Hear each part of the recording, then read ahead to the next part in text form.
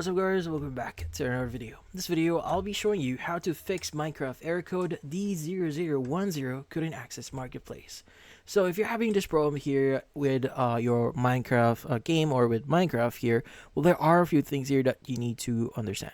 Now, first things first is you want to make sure that you have a pretty stable interconnection. Now, if you have a slow interconnection, so that includes the upload speed and the download speed, so those are two different things, well, this will cause problems while you're playing Minecraft. So, especially if you're accessing a server, well, that in this case you don't own that server, well, you need interconnectivity to access the game itself. So, make sure that your interconnectivity is fairly good. So maybe try using a different Wi-Fi connection if you have another Wi-Fi connection in your home. Also, you may want to restart your PC here.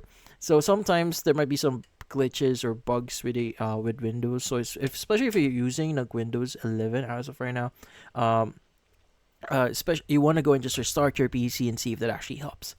Also, update Minecraft if you can. So if there are any available updates, update that. And you may want to also update your Windows. So just in case, just to rule this out. So you want to open up settings here, or you could just go to search here and just type in update. And you should see the check for updates option here. And in this case, just click on the check for updates, let it run in the background, and if there are any updates that needs to be installed, go ahead and just click on install or download and just wait for it and restart your PC and see if that actually helps.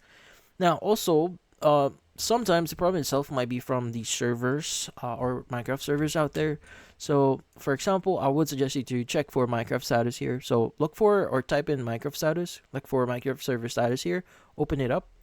And from here, you want to look for any if like specific server is down. So you want to go and just enter what the IP address for it and the port in order for you to get the status or the current server status of that server and see if it's still up. Now, if you do see it's down as of this moment, it means that it's not on your side.